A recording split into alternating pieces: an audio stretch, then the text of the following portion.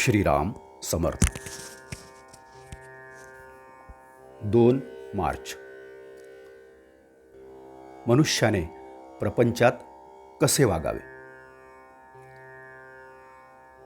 खरोखर जगात माझे हित अगर अनहित करणारा जर कोणी असेल तर तो माझा मीच. मी करता ही भावना ठेवली की फळ भोगण्याची इच्छा राहते. मनुष्याला वाटत असतं की आपल्याला दुःख होऊ नये, आजारपण येऊ नये, पण तरीसुद्धा आजारपण आणि दुःख तो टाळू शकत नाही. म्हणजे मी करता ही जी आपली भावना असते ती निखालस खोटी ठरते. मालकी नसताना घराची मालकी गाजवण्याचा आपण प्रयत्न करतो, याला काय करावे. तेव्हा प्रापंचिकात आणि संतात हाच फरक आहे की ते करते पण रामाकडे देतात आणि प्रापंचिक ते आपल्याकडे घेतात. राम करता म्हणावे की सुख कल्याण सर्व काही आलेच. त्याच्याकडे सर्व सोपवा आणि आनंदात राहा, त्यातच खरे हित आहे. गोड खायला देऊ नका असे डॉक्टरने बजावून सांगितले असताही रोग्याचे इच्छेप्रमाणे गोड पदार्थ त्याला खायला घातला तर आपण त्याचे अनहितच करतो. तसे विषयाच्या लालचीने विषयाला बळी पडून आपले अनहित आपणच करून घेत असतो.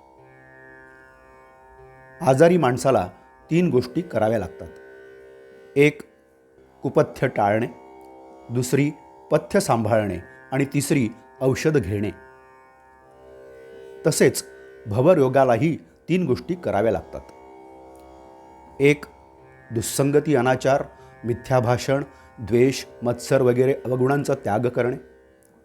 2 सत्संगती, सद्ग्रंथ सेवन, सद्विचार आणि सदाचार असणे. आणि 3 आणि सर्वात महत्त्वाची गोष्ट म्हणजे नामस्मरण करणे हेच औषध सेवन होय. साधन हे वयावर अवलंबून नाही. मी केव्हा जाणार हे माहीत नाही, तेव्हा वयाने मी मला मोठाच म्हटले पाहिजे. आपण आपल्या जिभेला नामाचा चाळाच लावून घ्यावा. पहिल्याने विसरेल, पण सवयीने आपोआप आठवेल आणि मग भगवंताच्या अस्तित्वाची जाणीव होईल. साधनात थोडी बळजबरी पाहिजेच. नियम थोडा असावा, पण तो प्राणापलीकडे सांभाळावा. नियम जास्त केला तर तो चुकवता कसा येईल याचा मार्ग मन शोधायला लागते. नाम घेणे हेच भगवंताकडे चालणे होय. साधनेत पुढे आलेले आपण मागे जात नाही ना, याकडे लक्ष पाहिजे. नामाबद्दलची तळमळ कमी व्हायला बाहेरच्या कितीतरी गोष्टी कारण आहेत. रोजचा प्रपंच आहे, व्यवहार आहे, मागच्या आठवणी आहेत, पुढची काळजी आहे. अशात आपले नामस्मरण हट्टाने चालू ठेवले पाहिजे.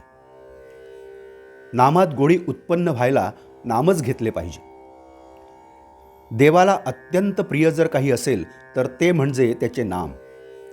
ते घेतल्याने तो आपलासा होईल. देव तुम्हाला खात्रीने भेटेल. जसे पाणी गोठल्यावर बर्फ होते तसे नाम घेतल्याने श्रद्धा घट्ट होते. श्रद्धेमुळे देवाला तुम्हाला भेटावेच लागेल. त्रिवेणीचा संगम जर कोणता असेल तर तो म्हणजे देव, भक्त आणि नाम. जिथे देव असेल तिथे भक्त आणि नाम असते, आणि जिथे भक्त असतो तिथे नाम आणि देव असतो. बोधवाक्य. तुम्ही भगवंताच्या प्रेमाने अगदी भरून जा. आपापसात प्रेम वाढवा. जानकी जीवन स्मरण. जय जय राम.